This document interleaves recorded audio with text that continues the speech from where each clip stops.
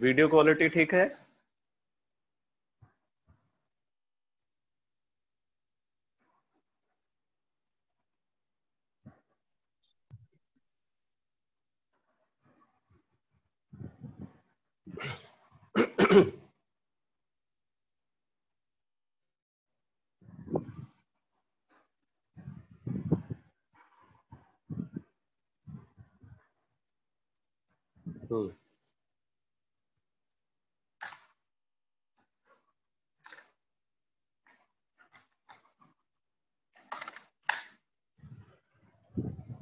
तो मैंने last class में थॉमसन्स एक्सपेरिमेंट डिस्कस किया था।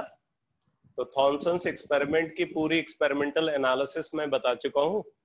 मैं अभी थॉमसन्स एक्सपेरिमेंट पे या स्पेसिफिक चार्ज पे बेस्ड कुछ क्वेश्चन कराऊंगा और फिर उसके बाद फिर अगला डिस्कशन करेंगे मिलिकन्स ऑयल ड्रॉप एक्सपेरिमेंट के रिगार्डिंग। ठीक है, तो आप एक क्वेश्चन लिखो, एक क्वेश्चन लिखो।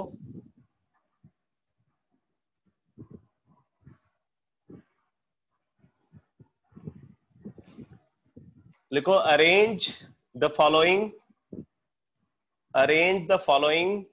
particles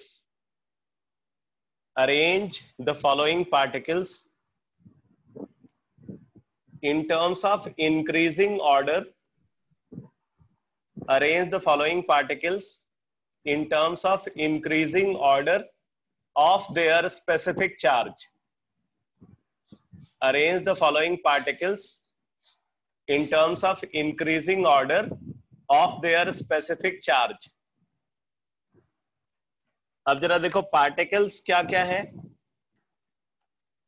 number 1 electron, number 2 proton,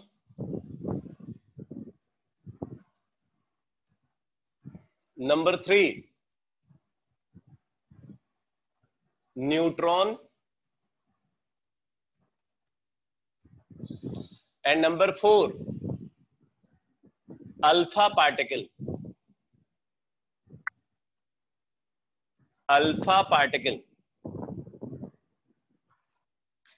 ये 4 पार्टिकल्स हमने कंसिडर किए हैं, electron, proton, neutron and alpha particle.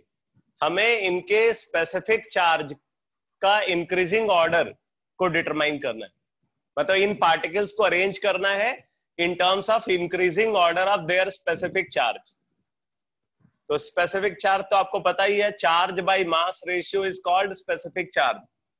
तो आपको इनके चार्ज बाय मास का रेशियो निकालना है एक एक पार्टिकल का और फिर उसको इंक्रीजिंग ऑर्डर में अरेंज करना है।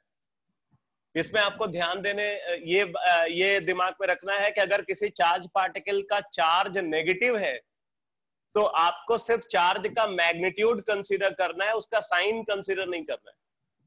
जैसे इलेक्ट्रॉन पे नेगेटिव चार्ज होता है और प्रोटॉन पे पॉजिटिव चार्ज होता है, तो हमें सिर्फ चार्ज का मैग्नीट्यूड को कंसीडर करना है, उसका साइन कंसीडर नहीं करना है। तो बताओ स्पेसिफिक चार्ज का इंक्रीजिंग ऑर्डर क्या होगा? 3 4 2 1।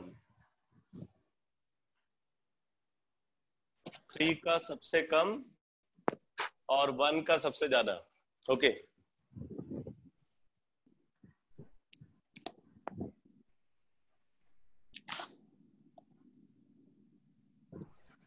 तो मुझे लगता है कि इनमें से आप शायद अल्फा पार्टिकल के बारे में आपके पास ज्यादा इंफॉर्मेशन है नहीं। अल्फा पार्टिकल क्या होता है ये आपको पता है? अल्फा पार्टिकल क्या है पता है?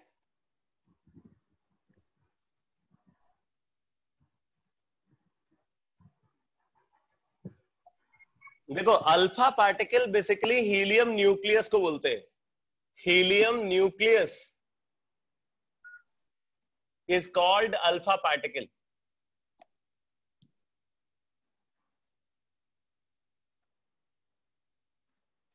Helium nucleus is called alpha particle.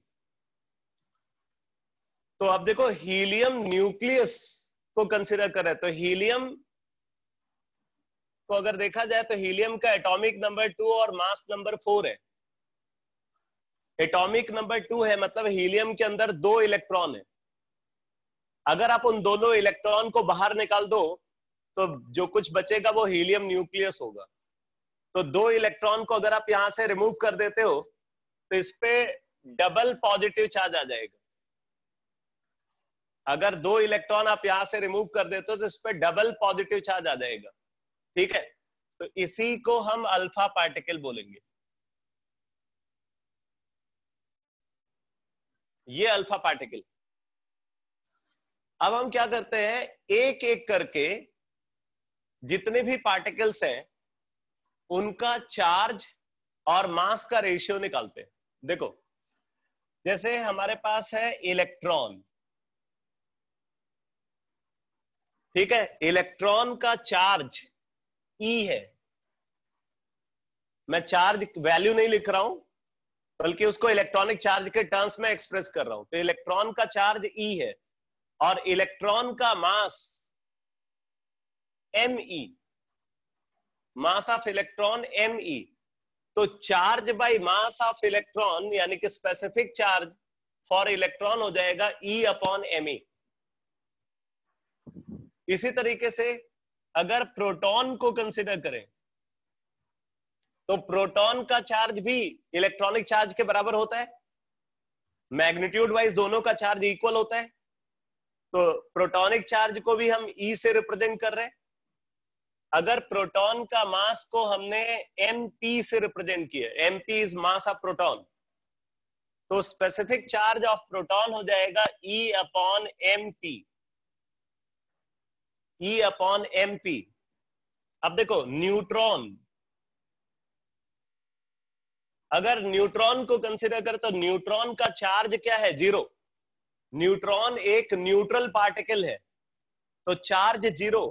और मास न्यूट्रॉन का अगर देखा जाए तो अप्रोक्सीमेटली मास ऑफ प्रोटॉन के बराबर होता है। न्यूट्रॉन का मास अप्रोक्सीमेटली मास ऑफ प्रोटॉन के बराबर है। तो इस तरीके से अगर आप चार्ज बाय मास निकालोगे फॉर न्यूट्रॉन तो वो आएगा 0, क्योंकि चार्ज 0 है इसलिए चार्ज बाय मास 0 होगा। इसी तरीके से अल्फा पार्टिकल को अगर कंसिडर करें तो आप यहां पे देखो, ये अल्फा पार्टिकल है। अल्फा पार्टिकल पे आप देख रहे हो 2 यूनिट पॉजिटिव चार्ज है, प्लस प्लस, तो 2 यूनिट पॉजिटिव चार्ज है। इसका मतलब अल्फा पार्टिकल का चार्ज हो गया बेटा 2e। अल्फा पार्टिकल का चार्ज कितना हो गया, 2e।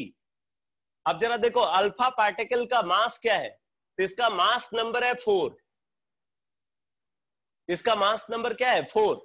इसका मतलब इसके न्यूक्लियस में 2 प्रोटॉन और 2 न्यूट्रॉन है। इसके न्यूक्लियस में 2 प्रोटॉन और 2 न्यूट्रॉन है।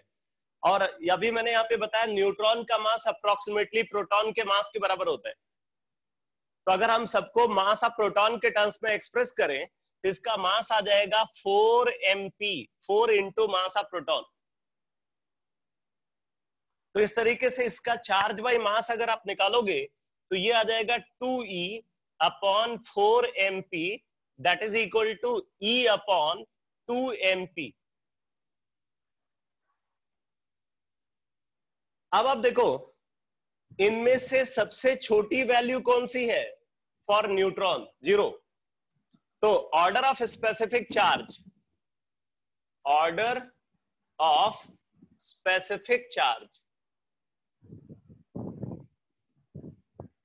अगर स्पेसिफिक चार्ज का ऑर्डर देखें तो सबसे कम स्पेसिफिक चार्ज है फॉर न्यूट्रॉन। अब इसके बाद जरा देखना बेटा, यहां पे देखो न्यूमरेटर तो सबका बराबर है, E E E, सबके न्यूमरेटर में E टर्म आ रहा है इलेक्ट्रॉनिक चार्ज, लेकिन डिनोमिनेटर सबका अलग अलग है। यहाँ पे मास ऑफ इलेक्ट्रॉन डिनोमिनेटर में है, यहाँ पे मास ऑफ प्रोटॉन है, और यहाँ पे double of mass of proton है। आपको मैंने लास्ट क्लास में बताया था कि mass of proton is approximately equal to 1837 times mass of electron. Mass of proton is approximately 1837 times mass of electron. मतलब प्रोटॉन का मास इलेक्ट्रॉन के मास से बहुत ज्यादा है। तो इसका मतलब अगर आप देखो तो सबसे बड़ा डिनोमिनेटर किसका है? अल्फा पार्टिकल का। चार्ज बाय मास रेशियो में सबसे बड़ा डिनोमिनेटर कहां पे ऑब्जर्व हो रहा है? अल्फा पार्टिकल के केस में। जितना बड़ा डिनोमिनेटर होगा क्वांटिटी उतनी छोटी होगी, तो इसलिए न्यूट्रॉन के बाद क्या आ जाएगा? Alpha particle. इसके बाद अगर आप देखो तो फिर यहाँ पे मास ऑफ इलेक्ट्रॉन, यहाँ पे मास ऑफ प्रोटॉन, तो यह यहाँ पे डिनोमिनेटर वैल्यू बड़ी है, तो फिर आ जाएगा प्रोटॉन, और सबसे बड़ी स्पेसिफिक चार्ज वैल्यू होगी फॉर इलेक्ट्रॉन। तो ये है ऑर्डर, न्यूट्रॉन का सबसे कम, फिर अल्फा पार्टिकल, फिर प्रोटॉन, फिर इलेक्ट्रॉन। तो इस तरीके से ऑर्डर ऑफ स्पेसिफिक चार्ज को डिटरमाइन करेंगे।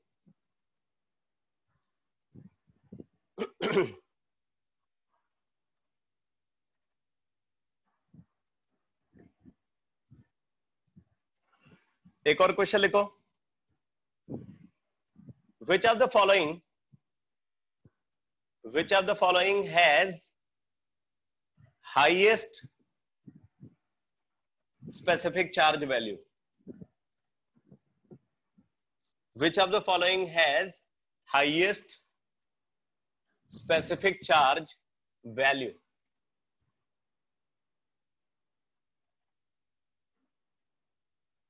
ऑब्जेक्टिव क्वेश्चन है। फर्स्ट ऑप्शन गिवन है helium 2 positive, second option given है H positive, third option given है हीलियम पॉजिटिव, और फोर्थ ऑप्शन गिवन है हाइड्रोजन।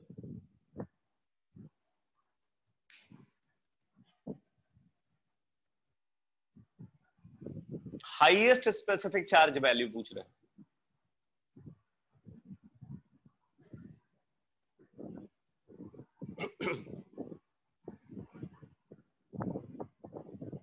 तो बी ऑप्शन करेक्ट होना चाहिए।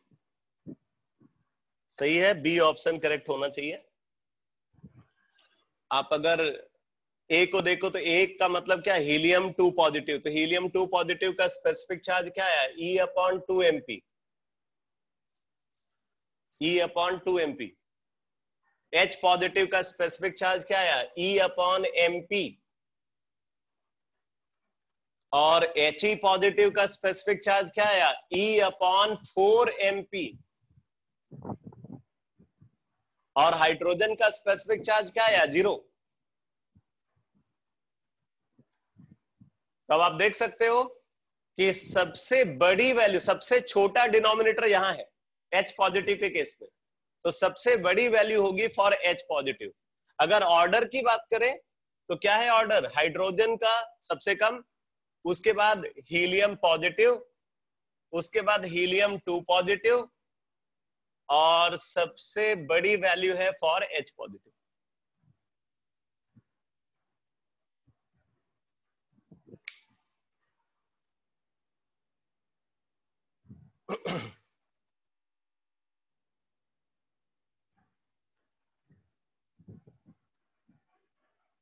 एक और क्वेश्चन लिखो। ये एक डिराइव्ड क्वेश्चन है, जो डेरिवेशन मैंने लास्ट क्लास में बताया था थॉमसन एक्सपेरिमेंट का, उसी पे बेस्ड है। लिखो, a uniform electric field, a uniform electric field capital E, electric field को कैपिटल ई से रिप्रेजेंट कर रहे हैं। A uniform electric field capital E is created between two parallel charged plates,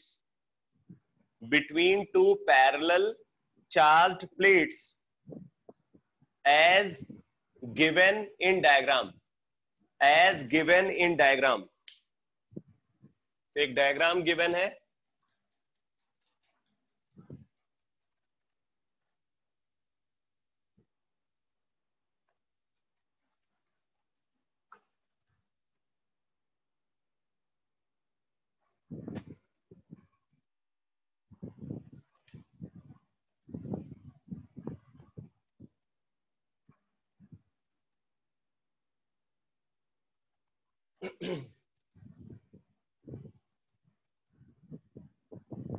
यहाँ पे ये इलेक्ट्रिक फील्ड की डायरेक्शन बता रहा है डाउनवर्ड।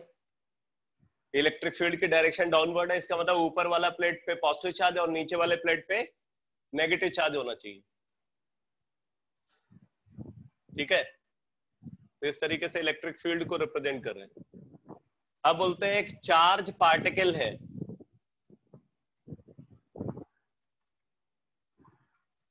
पहले एक बार पूरा स्टेटमेंट लिख लो, फिर उसका डायग्राम मैं अभी ड्रॉ कर देता हूं। लिखो an electron enters the field, an electron enters the field symmetrically, an electron enters the field symmetrically between the plates with a speed v naught। Electron की स्पीड बता रहे हैं v naught है, with a speed v naught। the length of each plate is small l, the length of each plate is small l। find the angle of deviation of the path, find the angle of deviation of the path of the electron, find the angle of deviation of the path of the electron as it comes out of the field, as it comes out of the field। तो बोला है कि जब electron filled से बाहर आता है, just बाहर आता है, तो उस मोमेंट पे एंगल ऑफ डेविएशन क्या है। तो अब जरा देखो, ये है डायग्राम। बोल रहा है एक इलेक्ट्रॉन है और ये सिमेट्रिकली एंटर करता है। ये एक इलेक्ट्रॉन है, यहाँ पे इसका चार्ज E है, मास me है, और ये सिमेट्रिकली एंटर करता है विथ वेलोसिटी v नॉट। तो अगर ये इलेक्ट्रिक फील्ड नहीं होती तो इलेक्ट्रॉन जो है ये अनडेविएटेड पाथ को फॉलो करता और इस तरीके से बाहर निकल जाता। बट इलेक्ट्रिक फील्ड है, इसलिए इलेक्ट्रॉन डिफ्लेक्ट होगा ऊपर की तरफ और ये कुछ इस तरीके से बाहर निकलेगा। ठीक है, यहां पे इलेक्ट्रॉन जस्ट प्लेट से बाहर आ रहा है, इस पॉइंट पे इलेक्ट्रॉन प्लेट से जस्ट बाहर आ रहा है। ठीक है, तो यहां पे देखो, ये अनडेविएटेड पाथ इसका ये है, तो अनडेविएटेड पाथ के साथ ये जो एंगल बना रहा है वो एंगल है थीटा।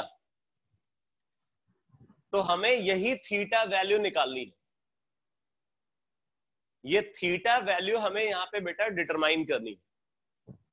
और किस तरीके से डिटरमाइन करें, यहाँ पे ये जो वैल्यूज गिवन है, जैसे इलेक्ट्रिक फील्ड गिवन है, ठीक है, प्लेट की लेंथ गिवन है, प्लेट की लेंथ बता रहे L है,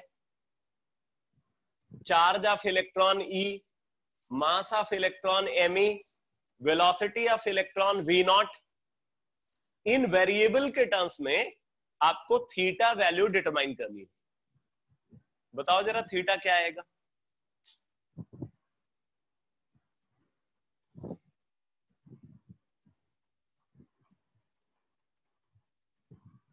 अभी जो आपने थोड़ी बहुत फिजिक्स पढ़ी है वो भी यूज होगी इसमें।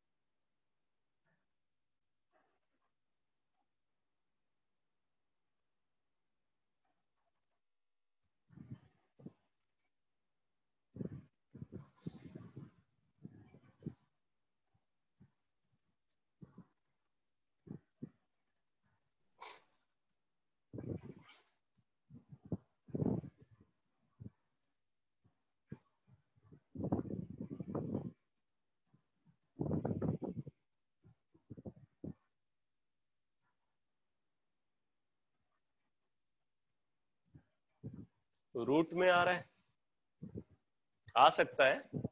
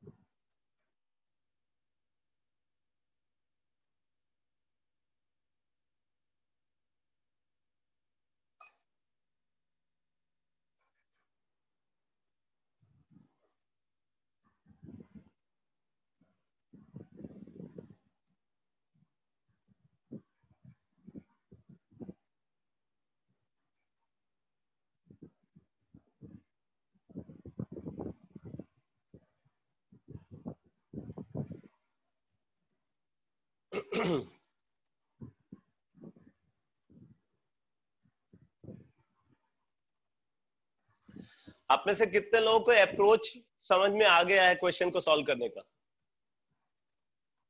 मैं आंसर नहीं पूछ रहा हूं, अप्रोच पूछ रहा हूं।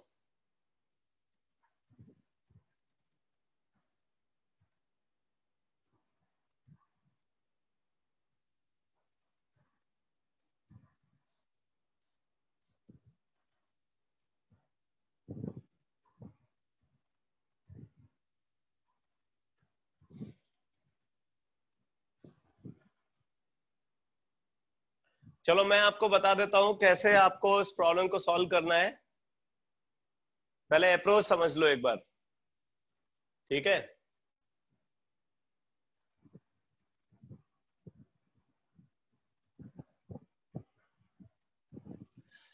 देखो प्रॉब्लम सॉल्विंग अप्रोच क्या है, हमें निकालना है ये angle theta.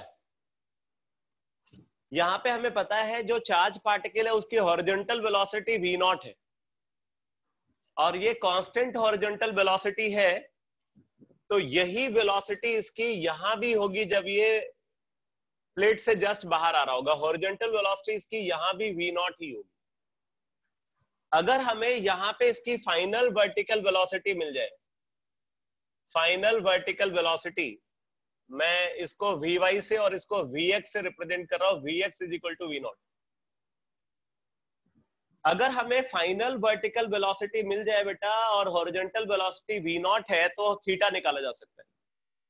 tan theta is equal to, आपको पता है, परपेंडिकुलर अपॉन बेस, ठीक है? तो आप उसके बेसिस पे कैलकुलेट कर सकते हो।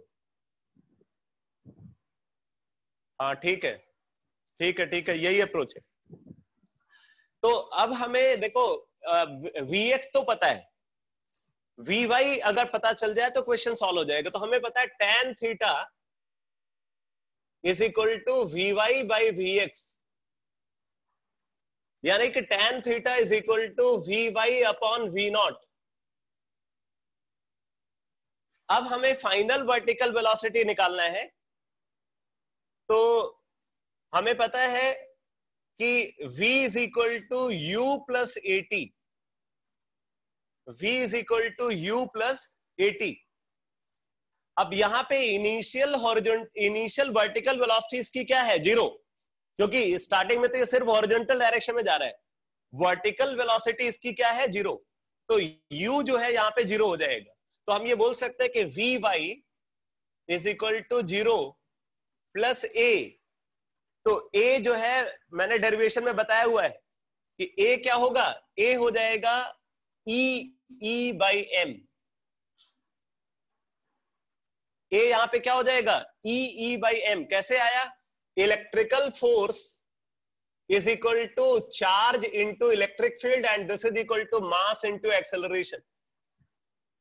तो यहां से एक्सेलरेशन आ जाएगा ई बाई एम, और टी क्या हो जाएगा बेटा? टी हो जाएगा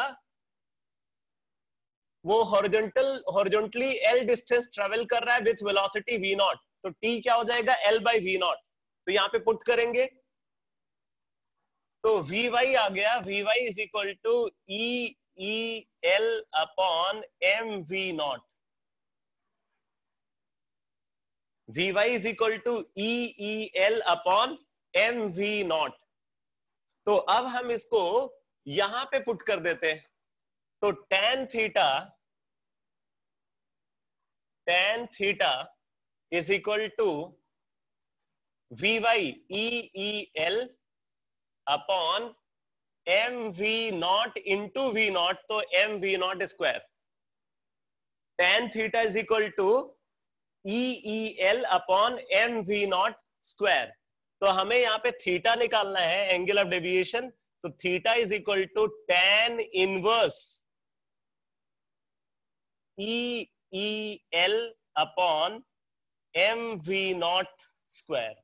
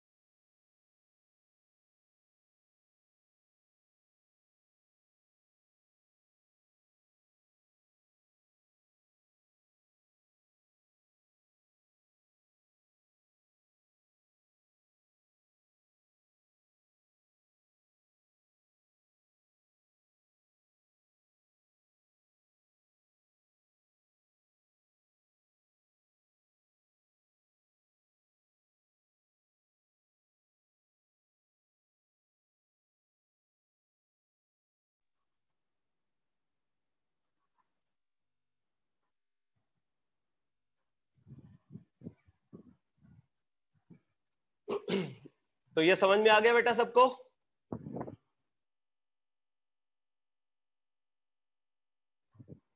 हाँ चलो मैं डायग्राम को दोबारा एक्सप्लेन कर देता हूं। इनफैक्ट मैं सारी बात फिर से बता देता हूं। देखो यहां पे क्वेश्चन में क्या गिवन है, बोल रहे हैं इलेक्ट्रिकली चार्ज प्लेट है, ठीक है। प्लेट की लेंथ गिवन है एल, प्लेट लेंथ गिवन है एल, और यहाँ पे इलेक्ट्रिक फील्ड की डायरेक्शन बता रहे हैं डाउनवर्ड है। तो इलेक्ट्रिक फील्ड डाउनवर्ड है, तो हमने क्या कंक्लूड किया है, ऊपर वाली प्लेट पे पॉजिटिव चार्ज होना चाहिए और नीचे वाली प्लेट पे नेगेटिव चार्ज होना चाहिए, ठीक है। अब देखो आगे क्या बोल रहे हैं, एक इलेक्ट्रॉन है, यहाँ पे एक इलेक्ट्रॉन है, ये electron horizontal velocity v not से सिमेट्रिकली एंटर करता है इस प्लेट के अंदर। ये इलेक्ट्रिकली चार्ज प्लेट के अंदर ये सिमेट्रिकली एंटर करता है, मतलब एक तरीके से इसके बीच से आता है, मिडवे से आता है। इसकी हॉरिजॉन्टल वेलोसिटी v नॉट है, हमने इसका चार्ज E और मास me एज्यूम कर लिया। अब देखो जैसे ही ये चार्ज पार्टिकल के बीच में आएगा क्या होगा, ये पॉजिटिव प्लेट की तरफ डिफ्लेक्ट होगा। यहां पे ये प्लेट से जस्ट बाहर आ रहा है, ठीक है। तो जब ये प्लेट से जस्ट बाहर आ रहा है तो ये हॉरिजॉन्टल से मतलब अनडेविएटेड पाथ से कितना डेविएट हो चुका है, कितना डिफ्लेक्ट हो चुका है, वो एंगल ऑफ डिफ्लेक्शन हमें निकालना है, थीटा। हमारा यहाँ पे पर्पज क्या है, थीटा वैल्यू को कैलकुलेट करना, एंगल ऑफ डेविएशन को कैलकुलेट करना। अब हम इसको कैसे डिटरमाइन कर सकते हैं, तो थीटा को कैलकुलेट करने के लिए हमने क्या किया भाई, इसकी हॉरिजॉन्टल वेलोसिटी तो v नॉट है, वो गिवन है। अगर हमें यहाँ पे इसकी वर्टिकल वेलोसिटी मिल जाए, मतलब फाइनल वर्टिकल वेलोसिटी अगर हमें मिल जाए, तो फिर हम ये बोल सकते हैं कि tan theta is equal to final vertical velocity upon horizontal velocity, vy अपॉन vx। तो फाइनल वर्टिकल वेलोसिटी vy और हॉरिजॉन्टल वेलोसिटी v नॉट, तो vy अपॉन v नॉट हो गया। अब हम फाइनल वर्टिकल वेलोसिटी को कैलकुलेट करते हैं, कैसे, हमें पता है v is equal to u plus AT, v is equal to u plus AT, ठीक है। अब यहां से हम फाइनल वर्टिकल वेलोसिटी कैलकुलेट करना चाहते हैं, तो देखो इसकी स्टार्टिंग में इसकी वेलोसिटी क्या है, इसकी वेलोसिटी की डायरेक्शन क्या है, हॉरिजॉन्टल। इसका वर्टिकल वेलोसिटी क्या है, 0, तो इनिशियल वर्टिकल वेलोसिटी इसकी 0 है, और a acceleration produce due to electric field. कल के क्लास में इसका एक्सप्रेशन भी लिखा था, वहां पे q e बाई m था, q यहाँ पे e हो गया तो e e बाई m हो गया, तो a हो गया e e बाई m, और t क्या है बेटा, टी है एल अपॉन वी नॉट। तो यहां से हमने वी वाई निकाल लिया, E L upon M V not. अब हमने ये tan थीटा के एक्सप्रेशन में वी वाई की जगह पे इसको पुट कर दिया। तो अगर हम वी वाई की जगह पे इसको पुट करेंगे तो क्या आ गया, E L upon M V not square.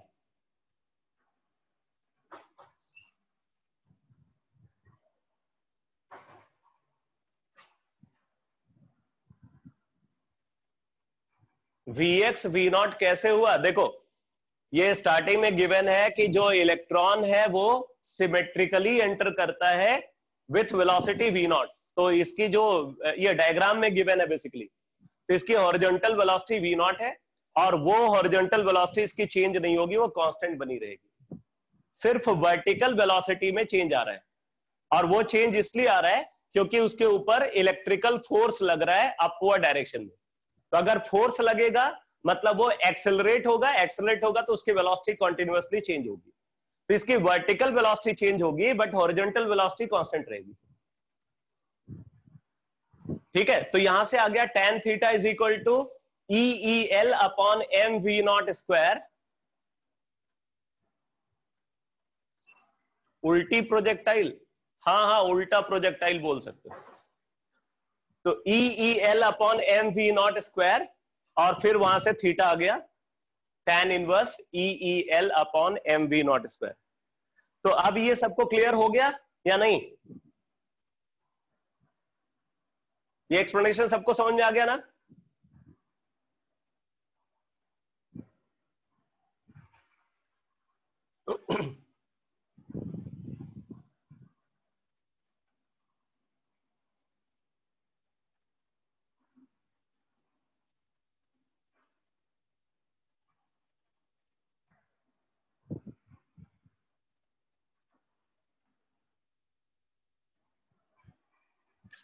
अब मैं नेक्स्ट कॉन्सेप्ट डिस्कस करने जा रहा हूं। अगला कॉन्सेप्ट लिखो, Millikan's oil drop experiment. Millikan's oil drop experiment.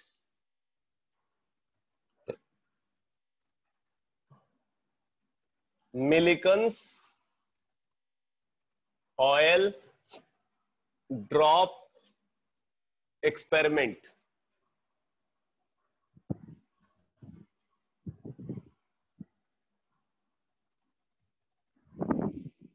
Millikan's oil drop experiment.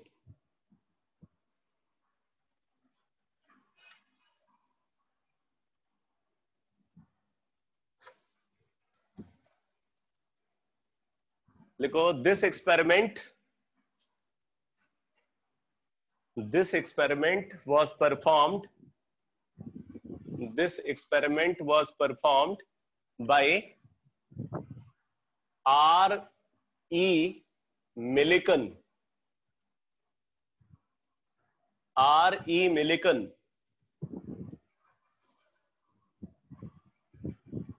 in between 1906 to 1909।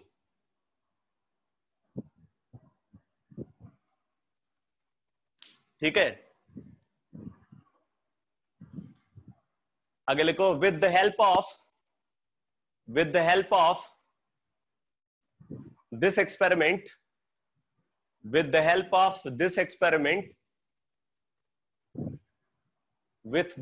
of this experiment electronic charge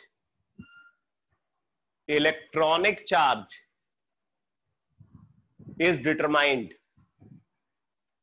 With the help of this experiment electronic charge is determined।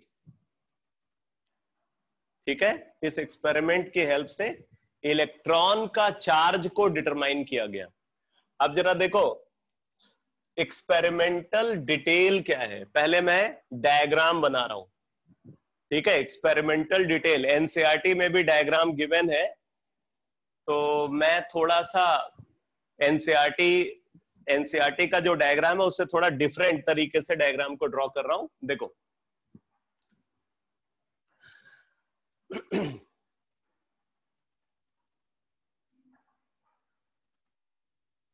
ये पूरा experiment एक बड़े से chamber के अंदर perform होता है, जिसके अंदर एयर फिल्ड होती है, ठीक है, इसलिए उस चैम्बर को एयर चैम्बर बोलते हैं।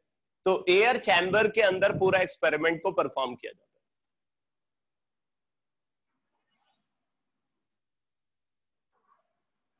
यहां पे चैम्बर के टॉप में एक डिवाइस लगा होता है जिसको बोलते हैं एटोमाइजर।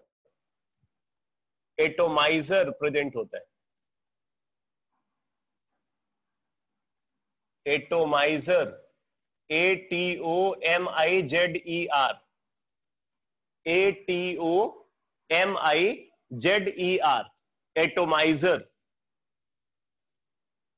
मैं स्पेलिंग बोल रहा हूं, ATOMIZER। तो यहां पे एटोमाइजर प्रेजेंट होता है, और इस एटोमाइजर के थ्रू ऑयल का फ्लो कराते हैं, इसके थ्रू ऑयल एंटर करता है, ठीक है, एटोमाइजर के थ्रू ऑयल का फ्लो कराते हैं। देखो, एटोमाइजर को आप ऐसे समझ लो जैसे स्प्रेयर होता है ना, स्प्रे करते हैं, तो जो स्प्रेयर होता है वो भी एक टाइप का एटोमाइजर होता है। तो उसके अंदर से जब लिक्विड बाहर आता है तो छोटे छोटे ड्रॉपलेट्स के फॉर्म में बाहर आता है। वही काम यहाँ पे एटोमाइजर कर रहा है, इसके थ्रू ऑयल का फ्लो कराते हैं। तो ये ऑयल को क्या करता है, छोटे छोटे ड्रॉपलेट्स में ब्रेक कर देता है, और फिर वो ड्रॉपलेट्स ग्रेविटी के इन्फ्लुएंस में नीचे की तरफ गिरते हैं। तो इसकी वजह से क्या होता है, यहां पे छोटे छोटे ड्रॉपलेट्स फॉर्म होते हैं, और ये droplets under the influence of gravity नीचे गिरते हैं।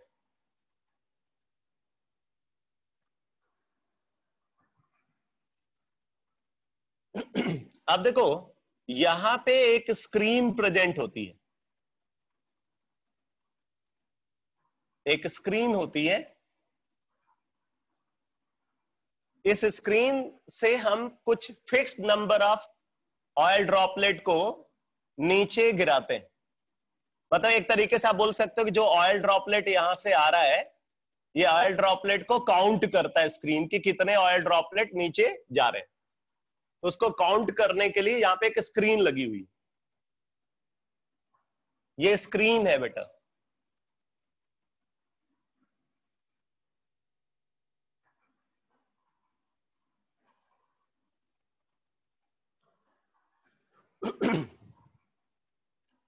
अब जरा आगे देखो, यहां पे एक डिवाइस के थ्रू एक्सरे को पास करते हैं, यहां से एक्सरे को एंटर कराते हैं। एक्सरेज,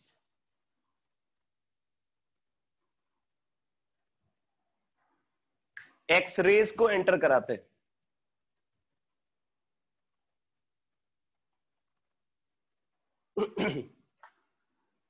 ठीक है, यहां से एक्सरेज को एंटर कराते हैं।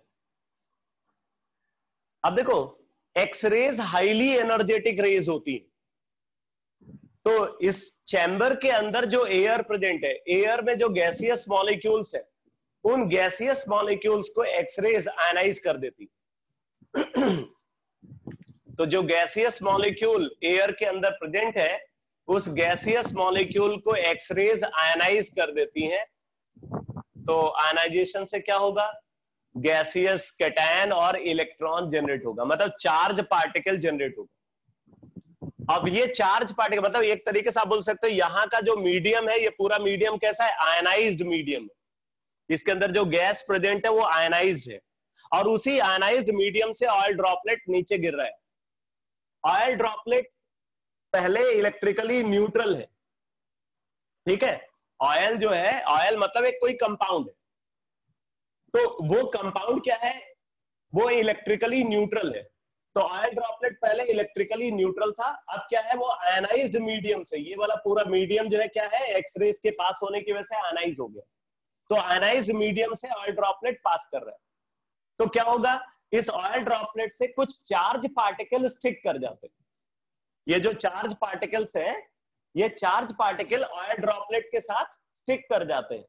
तो जो ऑयल ड्रॉपलेट पहले इलेक्ट्रिकली न्यूट्रल था उससे चार्ज पार्टिकल स्टिक करता है, इस वजह से वो सर्टेन टाइप का चार्ज एक्वायर कर लेता है। अगर उससे ये कैटायन स्टिक करेगा तो वो पॉजिटिव चार्ज एक्वायर कर लेगा, और अगर उससे इलेक्ट्रॉन स्टिक करेगा तो वो नेगेटिव चार्ज एक्वायर कर लेगा। ठीक है, तो इस तरीके से ऑयल ड्रॉपलेट जो है वो चार्ज हो जाता है, मतलब वो इलेक्ट्रिकली सेंसिबल हो जाता है। अब जरा देखो इसके बाद क्या होता है। इसके नीचे हम यहां पे इलेक्ट्रिकली चार्ज प्लेट को अप्लाई करते हैं, इलेक्ट्रिकली चार्ज्ड प्लेट।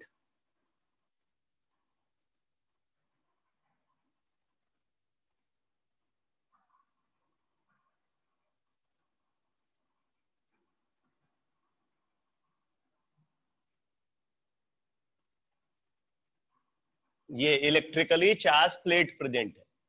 अब इस प्लेट को हमने बैटरी के थ्रू, एक्सटर्नल बैटरी के थ्रू कनेक्ट किया है।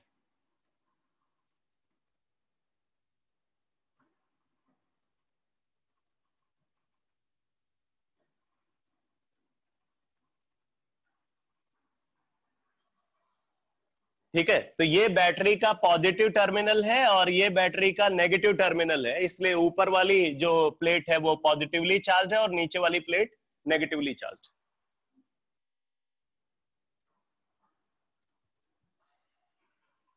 ठीक है बेटा, अब जरा देखो यहां पे हमने एक टेलीस्कोप लगाया हुआ है।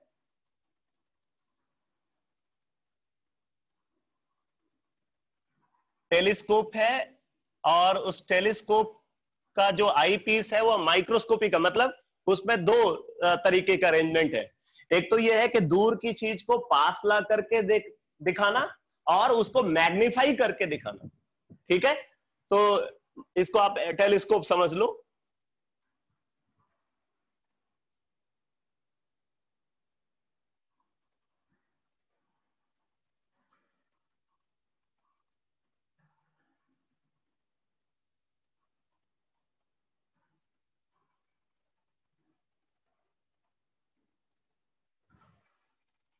ये है एयर चैम्बर जिसके अंदर एक्सपेरिमेंट को परफॉर्म करते हैं।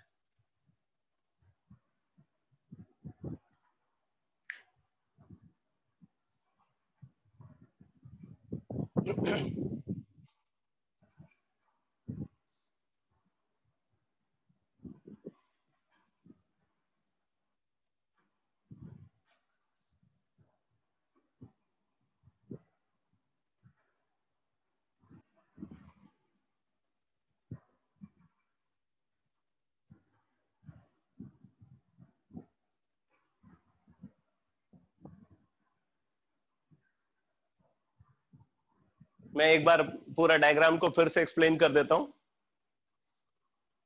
यहां पे देखो बेटा, ये पूरा एक एयर चैम्बर है, इसमें ऊपर में लगा होता है एक डिवाइस एटोमाइजर। एटोमाइजर से ऑयल को पास करते हैं, तो ये एटोमाइजर क्या करता है, उसको छोटे छोटे ड्रॉपलेट्स में ब्रेक कर देता है और फिर वो ड्रॉपलेट्स ग्रेविटी के इन्फ्लुएंस में नीचे गिरते हैं। यहाँ पे एक स्क्रीन लगी हुई है, इस स्क्रीन से हम ये काउंट करते हैं कि कितने ड्रॉपलेट्स नीचे जा रहे हैं। ठीक है, ये स्क्रीन से हम काउंट कर लेते हैं कि यहाँ पे कितने ड्रॉपलेट्स नीचे ट्रांसफर हो रहे हैं। अब देखो क्या है कि जो ऑयल ड्रॉपलेट है, ये ऑयल ड्रॉपलेट इस मीडियम से पास करते हैं जो कि आयनाइज्ड मीडियम है। ये वाला मीडियम पूरा क्या है, आयनाइज्ड है। कैसे आयनाइज्ड है, क्योंकि हम इधर एक्सरे को पास करते हैं, ये एक्सरे है, एक्सरे को पास करते हैं। तो एक्सरे क्या करती है, जो एयर के गैसियस मॉलिक्यूल्स हैं, एयर में नाइट्रोजन गैस है, ऑक्सीजन गैस है और भी अदर गैसेस हैं, उन गैसियस मॉलिक्यूल्स को एक्सरे आयनाइज कर देती है। तो आयनाइजेशन से क्या होता है, कैटायन और इलेक्ट्रॉन जनरेट होता है। उस आयनाइज्ड मीडियम से ऑयल ड्रॉपलेट पास कर रहा है, तो ऑयल ड्रॉपलेट पे ये चार्ज पार्टिकल स्टिक कर जाते हैं। इससे कुछ oil droplet positive charge acquire कर लेता है, कुछ oil droplet negative charge acquire कर देता है। इस बात के भी चांसेस है कि कुछ ऑयल ड्रॉपलेट इलेक्ट्रिकली न्यूट्रल बना रहे, और उसके पीछे वजह ये हो सकती है कि पॉजिटिव चार्ज पार्टिकल और नेगेटिव चार्ज पार्टिकल दोनों उसके साथ एक साथ स्टिक कर जाए, तो ये भी पॉसिबल है। तो अब क्या है, ये ऑयल ड्रॉपलेट इलेक्ट्रिकली सेंसिबल हो चुके हैं क्योंकि उनके ऊपर चार्ज आ चुका है। तो उनमें से एक ऑयल ड्रॉपलेट, ठीक है, ये ऑयल ड्रॉपलेट जो यहाँ पे नीचे गिर रहा है, तो एक ऑयल ड्रॉपलेट है जो इस इलेक्ट्रिकली चार्ज प्लेट के अंदर आया, मतलब ये ऑयल ड्रॉपलेट पूरे चैम्बर में इधर उधर फैले हुए, एक ऑयल ड्रॉपलेट को ट्रैक कर रहे हैं। ये यहाँ पे टेलीस्कोप लगा हुआ है, टेलीस्कोप से एक ऑयल ड्रॉपलेट को हमने ट्रैक किया, वो ऑयल ड्रॉपलेट ये इलेक्ट्रिकली चार्ज प्लेट के अंदर आ गया, यहाँ पे जो ओपनिंग है इस ओपनिंग के थ्रू ये अंदर आ गया। जैसे ही ये ऑयल ड्रॉपलेट अंदर आया, हमने इलेक्ट्रिक फील्ड को स्विच ऑन कर दिया, इलेक्ट्रिक फील्ड को हमने स्विच ऑन कर दिया। तो इलेक्ट्रिक फील्ड को स्विच ऑन करने पे यहां पे अलग अलग पॉसिबिलिटीज देखने को मिलती है। कुछ ऑयल ड्रॉपलेट ऐसे होते हैं वो जब इलेक्ट्रिक फील्ड को हम स्विच ऑन करते तो और तेजी से नीचे गिरने लगते हैं। इसका मतलब कि उन ऑयल ड्रॉपलेट पे पॉजिटिव चार्ज है। कुछ ऑयल ड्रॉपलेट इसके अंदर जब आते हैं और हम इलेक्ट्रिक फील्ड को जब स्विच ऑन करते तो क्या होता है, वो तेजी से नीचे गिरने लगते हैं। क्यों? क्योंकि उनके ऊपर पॉजिटिव चार्ज है, तो नेगेटिव प्लेट उसको अपनी तरफ अट्रैक्ट करेगी, तो इस वजह से वो ऑयल ड्रॉपलेट तेजी से नीचे गिरेगा। कुछ ऑयल ड्रॉपलेट ऐसे हैं जिनकी जो वेलोसिटी, नीचे गिरने की जो वेलोसिटी थी, वो इलेक्ट्रिक फील्ड को स्विच ऑन करने पे रिड्यूस हो जाती है। पहले वो तेजी से नीचे गिर रहे थे, अब वो धीरे धीरे नीचे गिरते हैं। इसका मतलब क्या है, उन पे नेगेटिव चार्ज है, इसलिए ऊपर वाली प्लेट जो है उनको अपनी तरफ अट्रैक्ट कर रही है। इससे उनकी वेलोसिटी क्या हो गई, रिटार्ड हो गई, वेलोसिटी पहले से कम हो गई। और कुछ ऑयल ड्रॉपलेट ऐसे भी है जो इसके अंदर आकर के स्टेशनरी हो जाते हैं। स्टेशनरी का मतलब क्या, वो ना तो ऊपर जाते हैं ना नीचे गिरते हैं, वो बीच में ही रुक जाते हैं। अब हम उनमें से एक ऑयल ड्रॉपलेट की एनालिसिस कर रहे हैं जो स्टेशनरी हो गया, ठीक है। तो उसकी एनालिसिस से ऐसे बहुत सारे ऑयल ड्रॉपलेट का डेटा को कलेक्ट किया गया और उस डेटा को एनालाइज करके फिर उसके बाद इलेक्ट्रॉनिक चार्ज को डिटरमाइन किया गया, ठीक है। तो पहले तो मुझे बताओ कि ये पूरा एक्सपेरिमेंटल डिटेल आपको समझ में आया? ये डायग्राम जो मैंने बनाया हुआ, डायग्राम का एक एक पार्ट समझ में आ गया?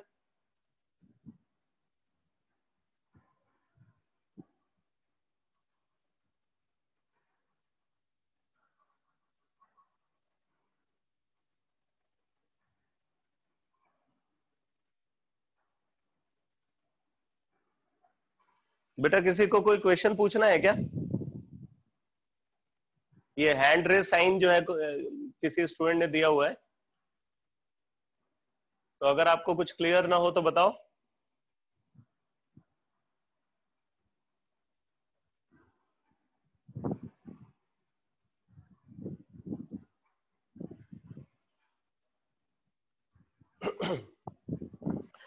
तो नोट करो।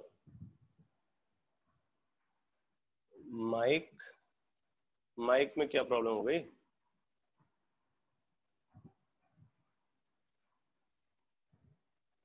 अच्छा दीक्षांत, तुम्हें पूछना है, माइक ऑन कर लो भाई।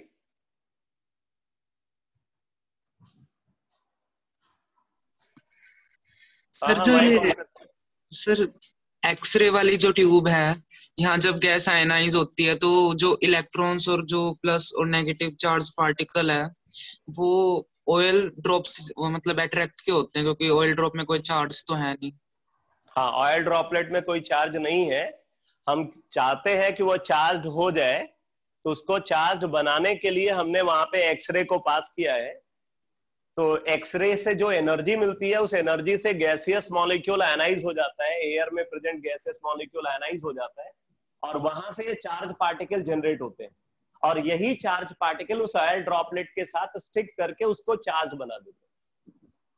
सर स्टिक कैसे होते हैं, क्योंकि उसमें कोई चार्ज तो होता नहीं। अरे स्टिक करना तो यार नेचुरल फिनोमिना है भाई। ये तो बेसिकली वहां पे जो है चार्ज मीडियम है, उसी चार्ज मीडियम से ये ऑयल ड्रॉपलेट जा रहा है, तो कुछ ना कुछ चार्ज पार्टिकल तो कोलाइड करके उसके साथ स्टिक कर जाएंगे। यस सर, ओके, ठीक है। यस।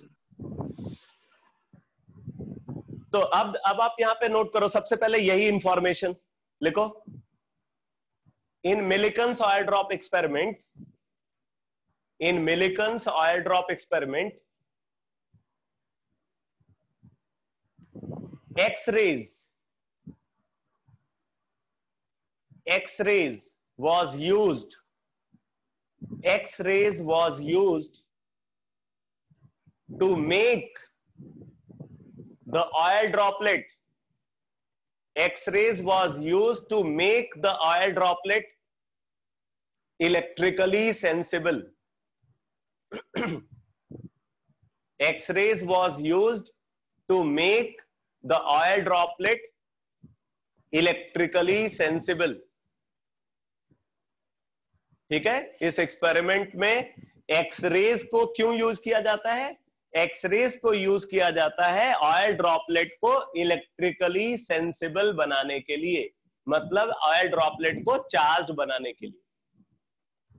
ठीक है। अब देखो क्या है बेटा, अब मैं यहां पे इस ऑयल ड्रॉपलेट का फ्री बॉडी डायग्राम बना रहा हूं, मतलब अब आगे फिजिक्स जो है चलने वाली है, वैसे तो सब फिजिक्स ही चल रही है। ठीक है। तो मैं ऑयल ड्रॉपलेट का फ्री बॉडी डायग्राम बना रहा हूं दो अलग अलग सिचुएशन में। पहली सिचुएशन तब जब ये oil droplet electrically charge plate के बाहर है, जब oil droplet electrically charge plate के बाहर है, उस सिचुएशन में उसका फ्री बॉडी डायग्राम क्या है। और दूसरी सिचुएशन तब जब oil droplet electrically charge plate के अंदर है, तब उसका फ्री बॉडी डायग्राम क्या होगा। तो नोट करो, free body diagram,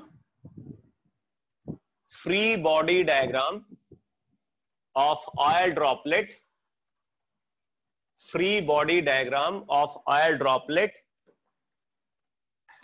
when it is present, when it is present outside the electrically charged plate, when it is present outside the electrically charged plate, when it is present outside the electrically charged plate। तो देखो बेटा इसका free body diagram कैसा होगा। मान लो oil droplet, मान लो क्या होगा ही, ऑयल ड्रॉपलेट स्फेरिकल है, स्फेरिकल ऑयल ड्रॉपलेट है। मैं मैग्नीफाई करके बना रहा हूं डायग्राम को। तो ये एक ऑयल ड्रॉपलेट है, इस ऑयल ड्रॉपलेट का जो वेट होगा वो किधर एक्ट करेगा, डाउनवर्ड। इसका वेट किधर एक्ट करेगा बेटा, डाउनवर्ड। ठीक है। और देखो ऑयल ड्रॉपलेट एयर से पास कर रहा है, एयर यानी कि फ्लूइड। देखो लिक्विड और गैस को कंबाइंडली हम बोलते हैं फ्लूइड। तो अगर कोई भी ऑब्जेक्ट फ्लूइड से पास करेगा तो क्या होगा, उस पे बुएंसी फोर्स लगेगा, यानी कि अपथ्रस्ट लगेगा। ठीक है। तो ये ऑयल ड्रॉपलेट नीचे की तरफ आ रहा है, तो इस पे जो बुएंसी फोर्स होगा वो ऊपर की तरफ लगेगा। तो यहां पे एक बुएंसी फोर्स यानी कि अपथ्रस्ट लगेगा ऊपर की तरफ।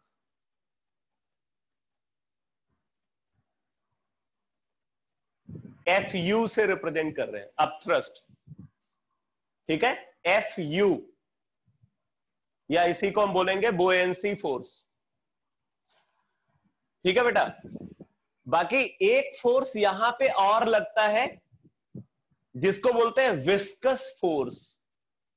ये एक नया टर्म है आपके लिए, विस्कस फोर्स भी यहां पे ऑपरेट होता है। अब जरा ये विस्कस फोर्स क्या है इसके बारे में समझ लो। हाँ, विस्कस फोर्स, विस्कोसिटी से ही विस्कस फोर्स टर्म आ रहा है। जैसे देखो बेटा, फ्रिक्शनल फोर्स के बारे में आपने सुना हुआ है, सुना है या नहीं? फ्रिक्शनल फोर्स के बारे में, फ्रिक्शन के बारे में तो पढ़ा होगा आपने, नहीं पढ़ा होगा डिटेल में तो एटलीस्ट नाम तो सुना होगा, ठीक है। तो जैसे फ्रिक्शनल फोर्स होता है ना, वैसे ही विस्कस फोर्स होता है।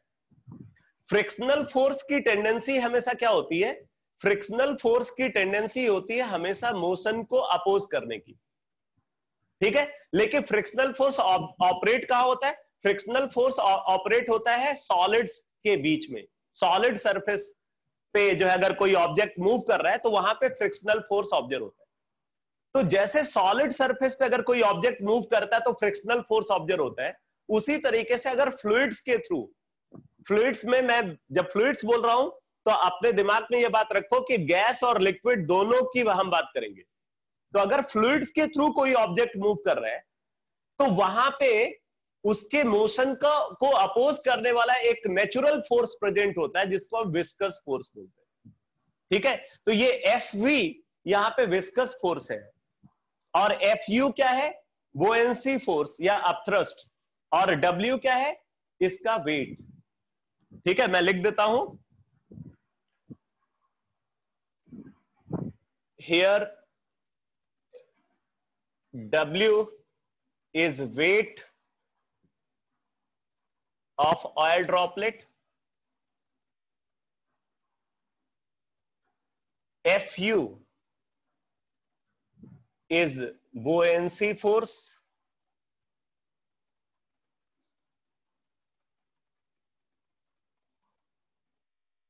that is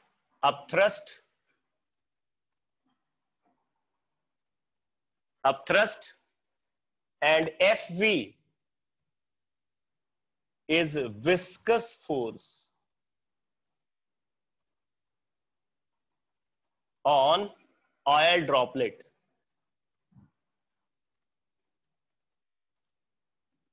viscous force on oil droplet. अब इसमें अगर आप देखो तो W के बारे में आपको पता है, आप उसको निकाल सकते हो। Fu को समझने के लिए आपने आर्किमिडीज प्रिंसिपल पढ़ा हुआ है, आर्किमिडीज प्रिंसिपल के बेसिस पे Fu को कैलकुलेट किया जा सकता है। लेकिन विस्कस फोर्स आपके लिए एक नया टर्म है, ठीक है। तो ये विस्कस फोर्स को कैसे डिटरमाइन करेंगे, मैं इसके बारे में आपको बताने जा रहा हूं। लिखो,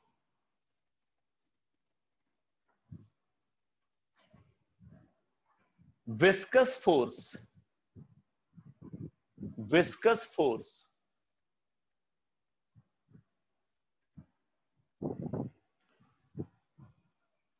लिखो, viscous force acting on any object, viscous force acting on any object is determined, viscous force acting on any object is determined by using Stokes law of viscosity. Stokes law of viscosity.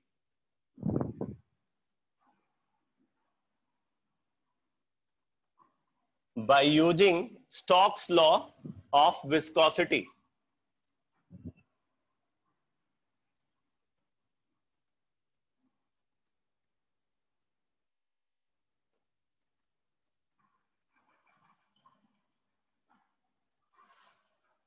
लिखो, according to this law, according to this law,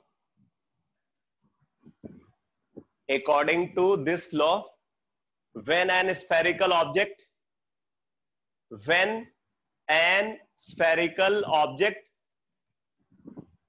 of radius r, when an spherical object of radius r travels through a medium,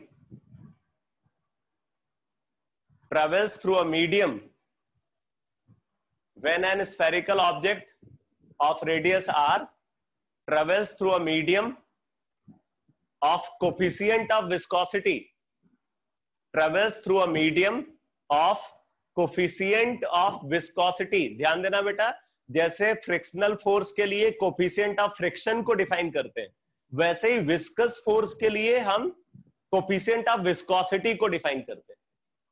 coefficient of friction को आप देखोगे physics में mu से represent किया जाता है, coefficient of friction को mu से रिप्रेजेंट करते हैं।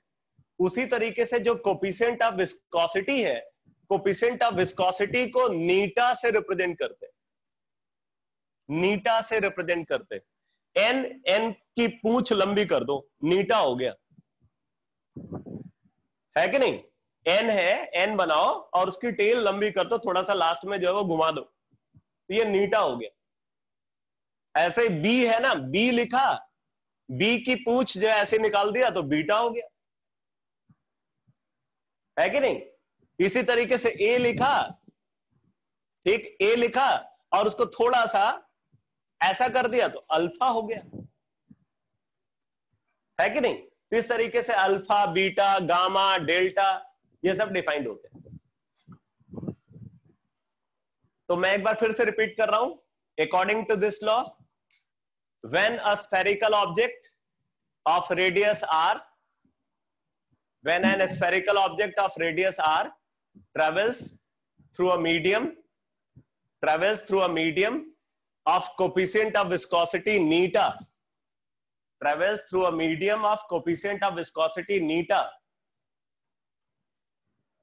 travels through a medium of coefficient of viscosity neta with constant velocity, with constant velocity, with constant velocity, also called terminal velocity, also called terminal velocity, v, also called terminal velocity v, with constant velocity also called terminal velocity v, then viscous force, acting on the spherical object, then viscous force acting on the spherical object Fv is equal to 6 pi neta rv। ये physics में ये जो नीटा है ना, नीटा की dimension भी पूछते हैं, कोफिशिएंट ऑफ विस्कोसिटी नीटा की डायमेंशन पूछते हैं फिजिक्स में, हो सकता हो आपने पढ़ा भी हो। तो इसी एक्सप्रेशन से आप नीटा के डायमेंशन निकाल सकते हो। तो viscous force Fv is equal to 6 pi eta Rv, ठीक है? तो इस तरीके से विस्कस फोर्स को डिटरमाइन करते हैं। अब मैं इस डिस्कशन पे वापस आ रहा हूं। देखो, बोल रहा है कि ये जो ऑयल ड्रॉपलेट है, अगर ये ऑयल ड्रॉपलेट कांस्टेंट वेलोसिटी से नीचे गिर रहा है, ठीक है, अगर ये फ्री फॉल कर रहा है, तो क्या होगा, कुछ टाइम के बाद क्या होगी सिचुएशन, इसकी वेलोसिटी जो है वो कांस्टेंट हो जाएगी। और जब ये कांस्टेंट वेलोसिटी से ट्रेवल करने लगेगा, तब हम बोलेंगे कि इसकी मतलब है, तो जब ये कांस्टेंट वेलोसिटी से ट्रेवल कर रहा है, मतलब हम बोल रहे हैं कि अब ये टर्मिनल वेलोसिटी वाली कंडीशन में आ गया। कांस्टेंट वेलोसिटी को हम यहाँ पे टर्मिनल वेलोसिटी बोलते हैं, ठीक है? तो अब देखो, अगर कोई ऑब्जेक्ट कांस्टेंट वेलोसिटी से ट्रेवल कर रहा है तो उसका एक्सेलरेशन क्या होगा? अगर वेलोसिटी कांस्टेंट है तो एक्सेलरेशन क्या होना चाहिए बेटा? 0 होना चाहिए, ठीक है? तो 0 होना चाहिए। तो अब देखो, अब हम क्या करते हैं, net force acting on the oil droplet, net force acting on the oil droplet क्या होगा? Net force acting on oil droplet, net force acting on oil droplet क्या होगा बेटा? W minus Fu minus Fv। अब देखो, ये हमने कैसे लिखा, W नीचे की तरफ लग रहा है, जबकि FU और FV ऊपर की तरफ लग रहे हैं, ये फोर्सेस ऊपर की तरफ लग रहे हैं। तो अगर नीचे वाला फोर्स की डायरेक्शन को हम पॉजिटिव ले रहे हैं तो ऊपर वाले फोर्स की डायरेक्शन क्या हो जाएगी, नेगेटिव। ठीक है, तो W minus FU minus FV is net force, and net force must be equal to mass into acceleration. Net force हमेशा क्या होता है बेटा, मास इनटू एक्सेलरेशन। इसके बाद लिखो, since oil droplet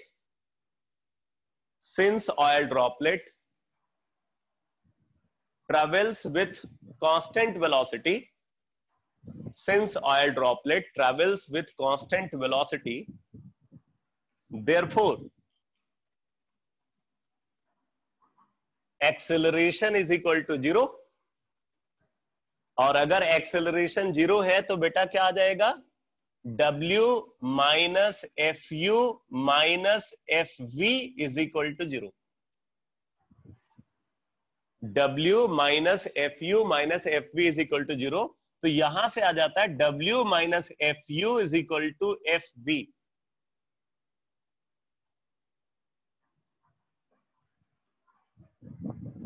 W minus FU is equal to FV।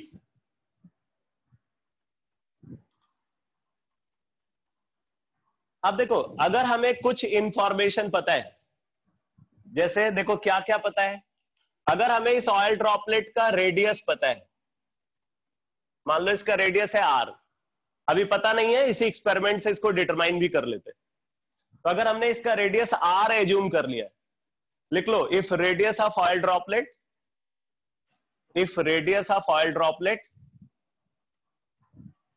Is small r, if radius of oil droplet is small r, density of oil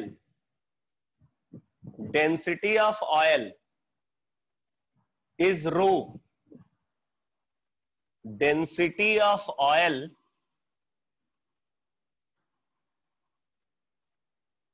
is equal to rho, and density of air is equal to rho naught।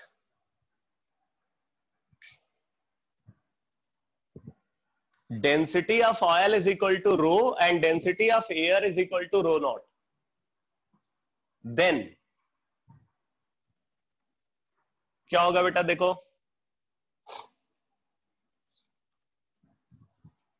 सबसे पहले W को calculate करते हैं।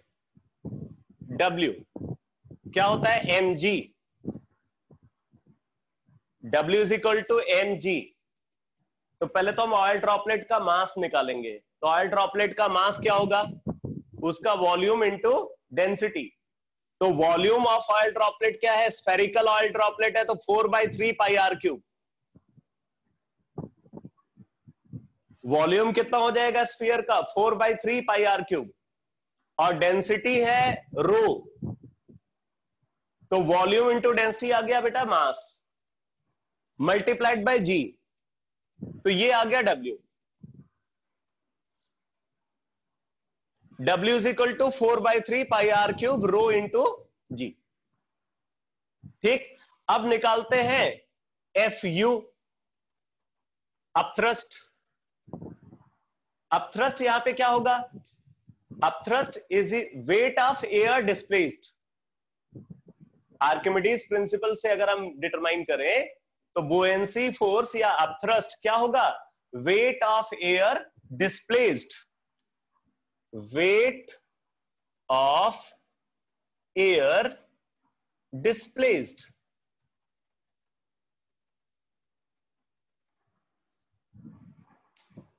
अब जरा देखो बेटा, कितना वेट एयर का डिस्प्लेस करेगा ऑयल ड्रॉपलेट। तो पहले तो हम ये समझेंगे कि ऑयल ड्रॉपलेट कितना वॉल्यूम एयर का डिस्प्लेस करेगा। तो ऑब्वियसली वो अपने वॉल्यूम के बराबर, जहां पे ऑयल ड्रॉपलेट है वहां से वो एयर को हटा देगा, तो वो अपने वॉल्यूम के बराबर वॉल्यूम एयर का डिस्प्लेस कर देगा।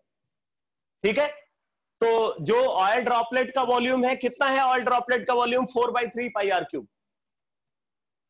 और इस वॉल्यूम के बराबर वॉल्यूम वो एयर का डिस्प्लेस कर रहा है। तो कितना मास एयर का डिस्प्लेस करेगा? ये वॉल्यूम इनटू एयर की डेंसिटी। ठीक है, तो ये क्या आ जाएगा? ये आ जाएगा 4/3 पाई आर क्यूब।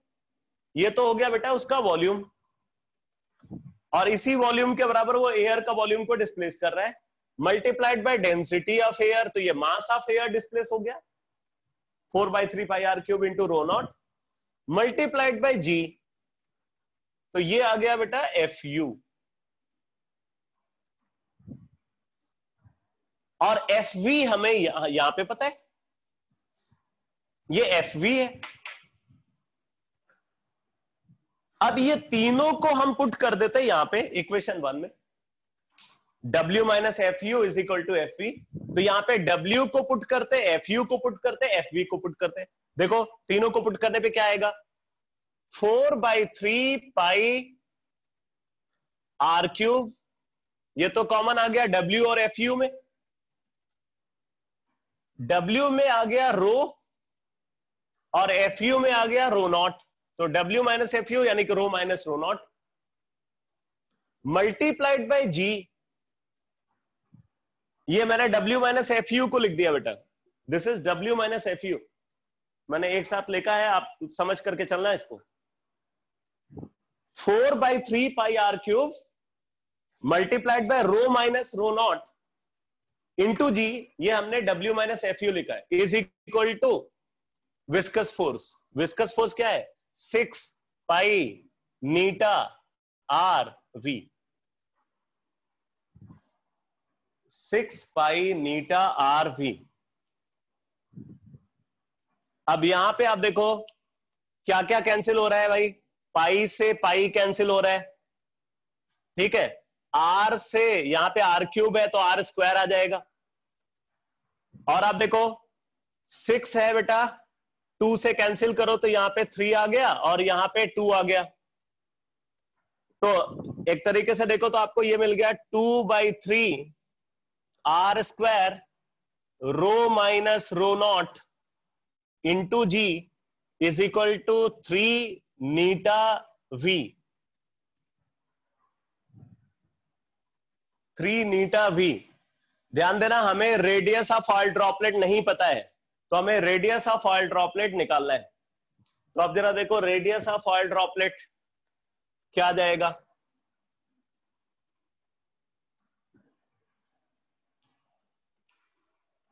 तो therefore R square is equal to 9 eta V divided by 2 times rho minus rho not into G.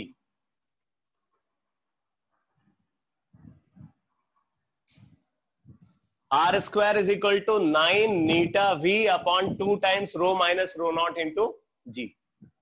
तो यहां से अगर आप आर निकालोगे बेटा तो आर क्या आ जाएगा? मैं सीधे लिख रहा हूं इसको। आर क्या हो जाएगा? आर हो जाएगा under root of 9 eta V upon 2 times rho minus rho not into ji.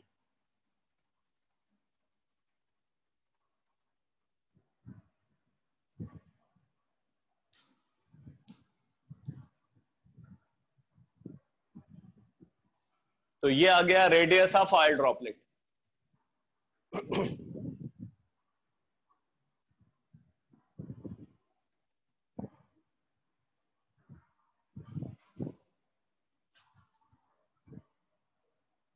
Derivation के सारे स्टेप समझ में आ गए?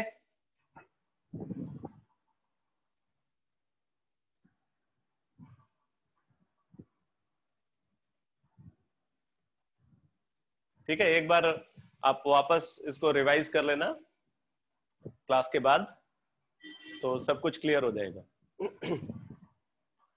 तो रेडियस ऑफ ऑयल ड्रॉपलेट आ गया बेटा। हमारा पर्पज रेडियस निकालना नहीं है, हमारा पर्पज है चार्ज ऑन ऑयल ड्रॉपलेट को डिटरमाइन करना। अब उस प्रोसेस में रेडियस आ गया तो अच्छी बात है, इसको हम यूज करेंगे चार्ज ऑन ऑयल ड्रॉपलेट को डिटरमाइन करने के लिए। तो अभी मैंने जो फ्री बॉडी डायग्राम बनाया था, वो फ्री बॉडी डायग्राम तब बनाया था जब oil droplet electrically charge plate के बाहर था। अब लिखो free body diagram of oil droplet, free body diagram of oil droplet, free body diagram of oil droplet when it is present, free body diagram of oil droplet when it is present inside the electrically charged plate, inside the electrically charged plate where it is stationary, where it is stationary, electrically charged plate के अंदर है और वहां भी वो कैसे है, stationery है, रुका हुआ है।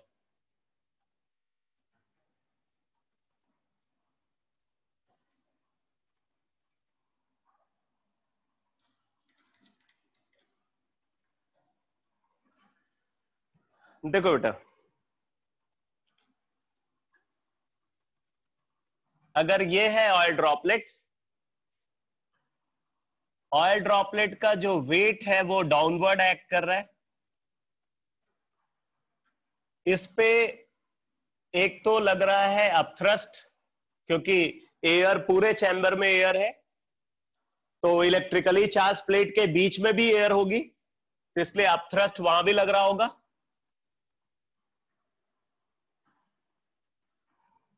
लेकिन एक चीज समझना, मैंने बोला है ये ऑयल ड्रॉपलेट स्टेशनरी है, मतलब इसकी वेलोसिटी क्या है, 0। और अगर वेलोसिटी 0 है तो विस्कस फोर्स का अगर आप एक्सप्रेशन देखो तो उसमें वेलोसिटी टर्म आ रहा है 6 पाई नीटा आर वी। तो अगर v 0 हो गया तो विस्कस फोर्स 0 हो जाएगा। तो अगर कोई ऑब्जेक्ट स्टेशनरी है तो उस पर कोई विस्कस फोर्स नहीं लगेगा, स्टेशनरी ऑब्जेक्ट पे विस्कस फोर्स नहीं लगेगा, ठीक है। तो इसका मतलब यहां पे विस्कस फोर्स नहीं लगेगा, लेकिन एक और फोर्स लगेगा।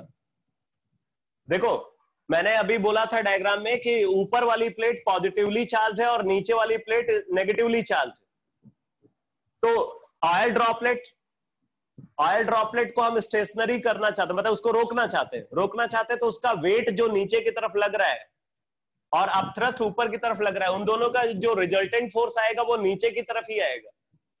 उस फोर्स को बैलेंस करने के लिए एक फोर्स ऊपर की तरफ लगना चाहिए, लेकिन वो जो ऊपर की तरफ फोर्स लगेगा वो विस्कस फोर्स नहीं होगा, बल्कि वो अब एक नया फोर्स होगा, इलेक्ट्रिकल फोर्स, क्योंकि अब वो इलेक्ट्रिक फील्ड के अंदर है, इसलिए वहां पे इलेक्ट्रिकल फोर्स लगेगा। तो यहाँ पे एक नया फोर्स ऑपरेट होगा ऊपर की तरफ, और वो होगा इलेक्ट्रिकल फोर्स या इलेक्ट्रोस्टैटिक फोर्स। अब आप इसका फ्री बॉडी डायग्राम बनाओगे तो क्या आ जाएगा, W minus F U minus F E is equal to 0। अच्छा, एक बड़ी इंटरेस्टिंग बात आप जरा देखो बेटा, यहां पे ये ऑयल ड्रॉपलेट स्टेशनरी है इसलिए नेट फोर्स 0 है। ये ऑयल ड्रॉपलेट स्टेशनरी है इसलिए नेट फोर्स 0 है, जबकि पहले वाले केस में वो ऑयल ड्रॉपलेट मूव कर रहा था बट उसकी वेलोसिटी कांस्टेंट थी, इसलिए नेट फोर्स 0 था।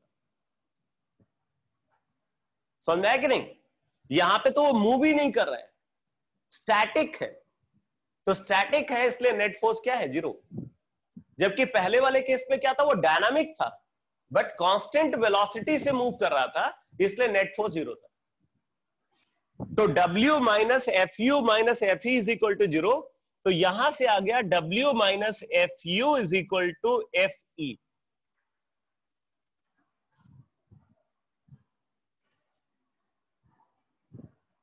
ठीक है, अब W माइनस एफ यू हमने पहले ही निकाला हुआ है, तो W माइनस एफ यू क्या आ जाएगा, 4/3 pi are cube rho minus rho not into g, 4/3 pi are cube rho minus rho not into जी, ये W माइनस एफ यू हो गया, is equal to F e, electrostatic force.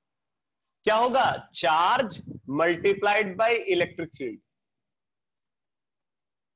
उस oil droplet पे जो charge है हम उसको अगर Q एज्यूम कर रहे हैं, और वहां पे इलेक्ट्रिक फील्ड अगर कैपिटल E है, तो इलेक्ट्रिकल फोर्स क्या हो जाएगा, Q इंटू E। तो हमें निकालना है बेटा Q, तो therefore Q charge on the oil droplet Q is equal to 4 pi r cube rho minus rho naught into G divided by 3E.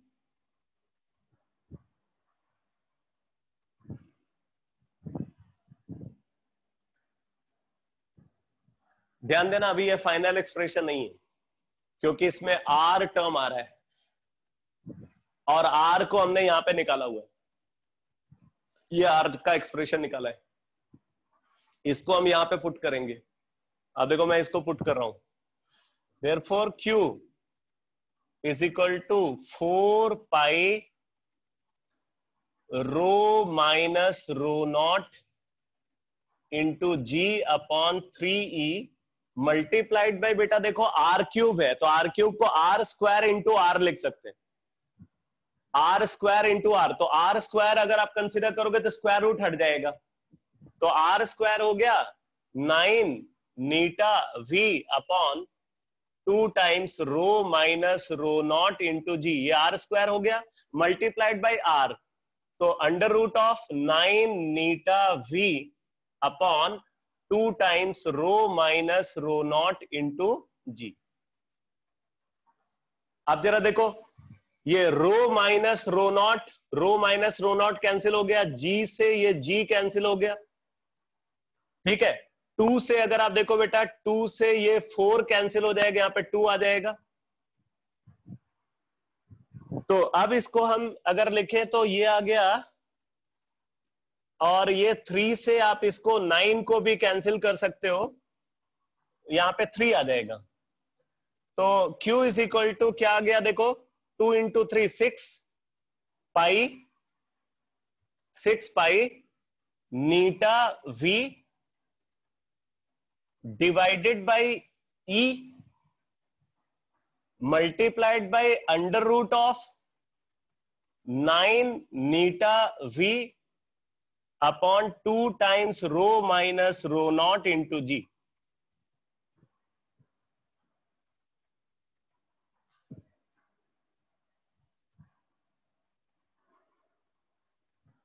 अब देखो हम क्या करते हैं, ये जो नीटा है ना, नीटा और V इसको अंदर ले जाते हैं स्क्वायर रूट के अंदर, नीटा और V को स्क्वायर रूट के अंदर ले जाते हैं, और यहाँ पे स्क्वायर रूट के अंदर 9 है, तो 9 को बाहर निकालोगे तो 3 हो जाएगा, ठीक है, 9 का स्क्वायर रूट 3, तो देखो बेटा ये आ गया Q is equal to 18 pi by E, square root के अंदर आ जाएगा, ये अंदर में जब गया तो नीटा स्क्वायर V स्क्वायर बन करके गया, और नीटा इंटू V पहले से अंदर में प्रेजेंट है, तो क्या आ जाएगा eta cube V cube divided by 2 times rho minus rho not into जी, ये चार्ज ऑन ऑयल ड्रॉपलेट का एक्सप्रेशन आ गया।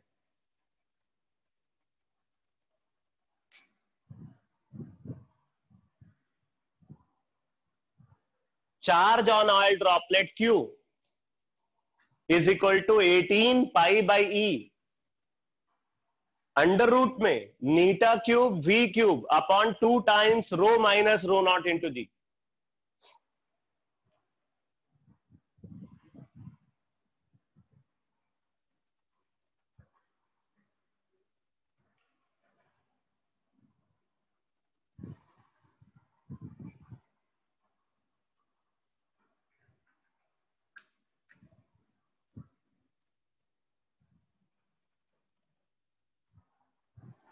अब देखो बेटा, अगर हमें इलेक्ट्रॉनिक चार्ज निकालना है,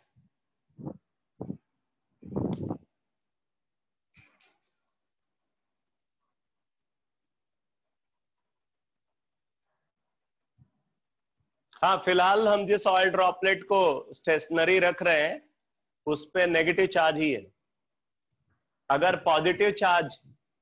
पॉजिटिवली चार्ज ऑयल ड्रॉपलेट को हमें रोकना है, मतलब स्टेशनरी रखना है, तो उसके लिए हमें जो प्लेट्स हैं उनकी पोलैरिटी को रिवर्स करना पड़ेगा। ऊपर वाली प्लेट को हमें नेगेटिव चार्ज देना होगा और नीचे वाली प्लेट को पॉजिटिव चार्ज देना होगा, मतलब इलेक्ट्रिक फील्ड को रिवर्स कर दो, इलेक्ट्रिक फील्ड की डायरेक्शन को रिवर्स कर दो। बेटा याद करने वाली कोई चीज है, जब मुझे याद ही कराना होता ना तो मैं इतनी कहानी आपको ना सुना रहा होता। याद करना होता तो मैं सीधे फॉर्मूला बताता आपको। अच्छा एक चीज और बता दो, हो सकता हो ये कॉन्सेप्ट आपको फिजिक्स में भी ना कराया जाए, ये डेरिवेशन जो है हो सकता हो फिजिक्स में ना बताया जाए आपको, इसलिए पूरा अच्छे से समझ लेना। और फिजिक्स में डिस्कस भी कब होगा, +2 में जाकर के, वो भी +2 के एंड में।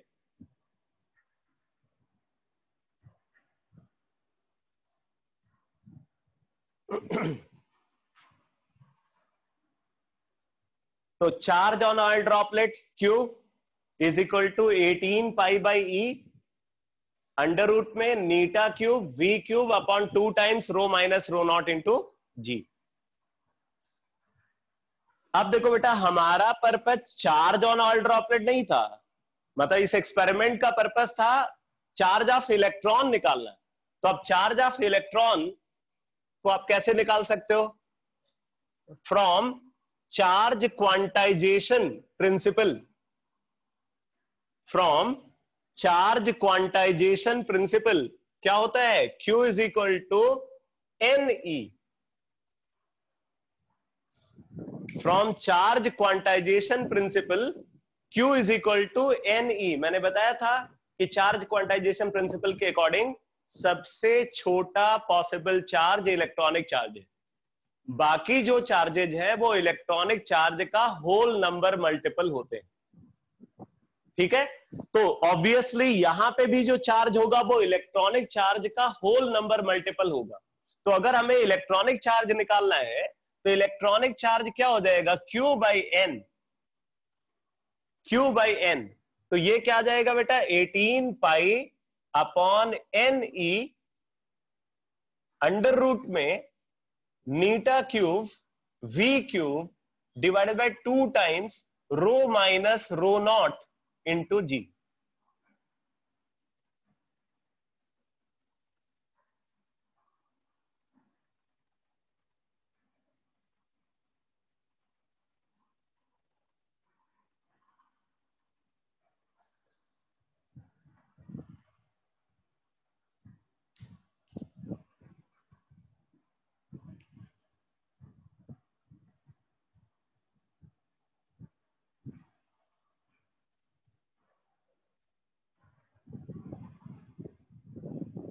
अब जरा समझो कि इस एक्सपेरिमेंट को परफॉर्म करने में 3 साल क्यों लग गए।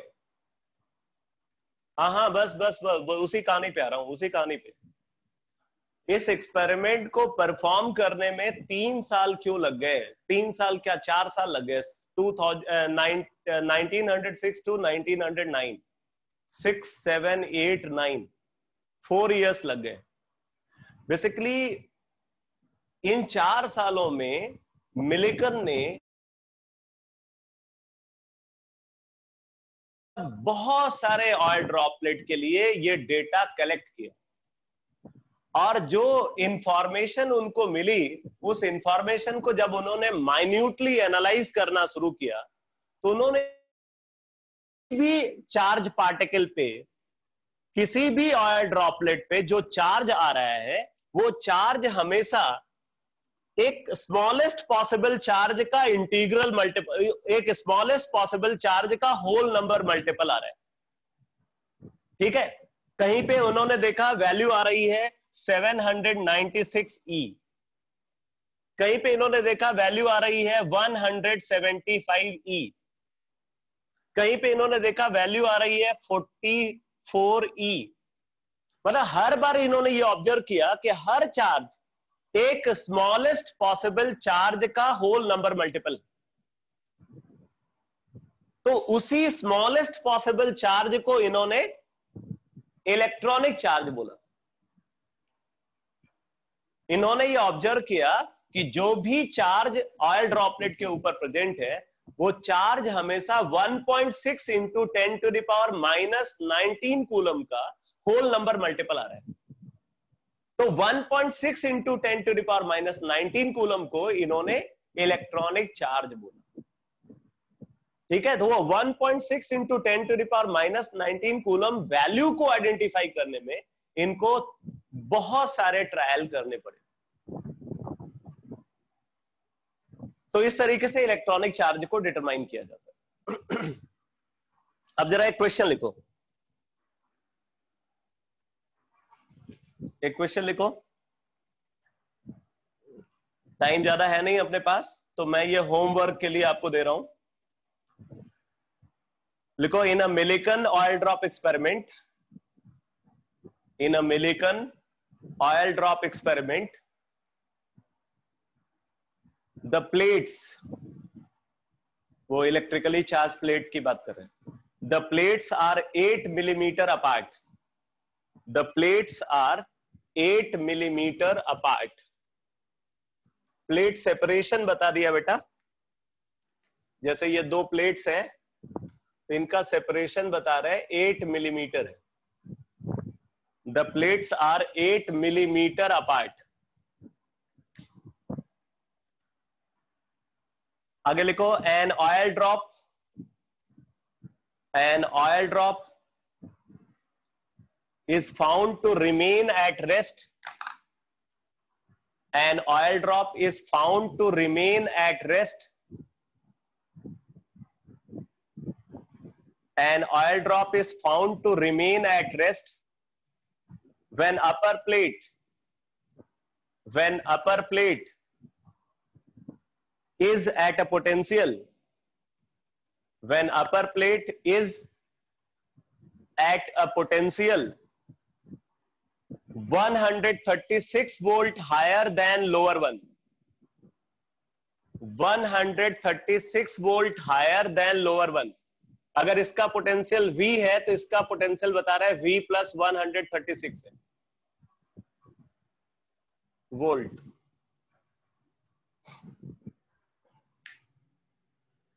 आगे लिखो, when the electric field, when the electric field is switched off, when the electric field is switched off, अगर इलेक्ट्रिक फील्ड स्विच ऑफ है, the drop is found to fall, the drop is found to fall, the drop is found to fall a distance of 2 millimeter, a distance of 2 millimeter in 36 seconds, a distance of 2 millimeter in 36 seconds with uniform speed, with uniform speed। Calculate first part, charge on the oil droplet, charge on the oil droplet,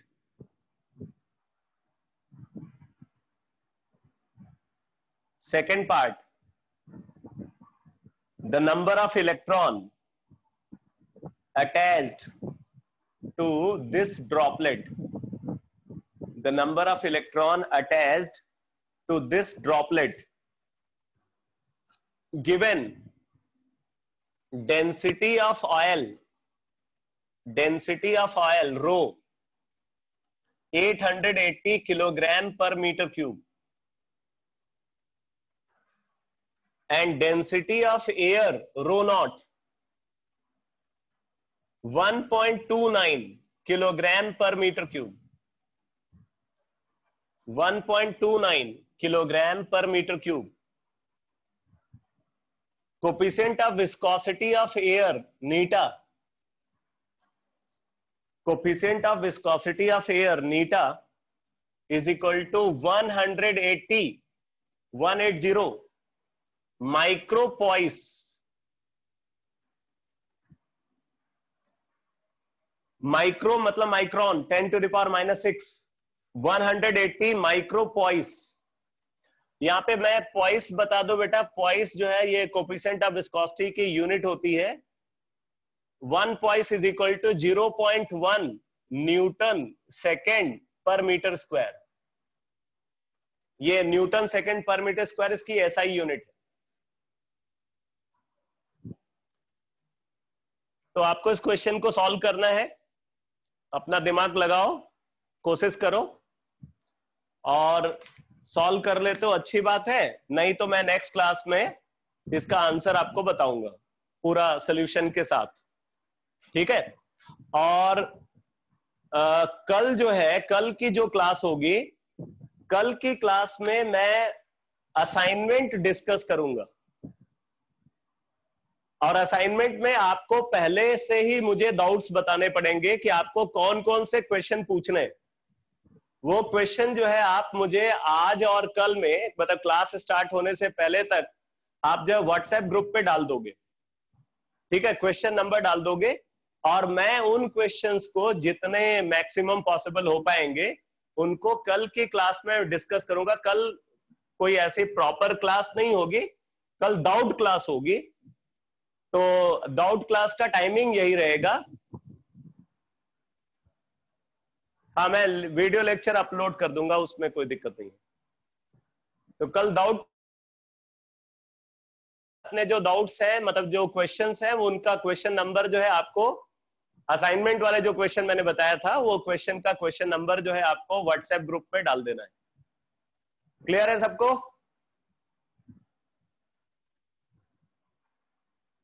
ठीक है बेटा, चलो okay.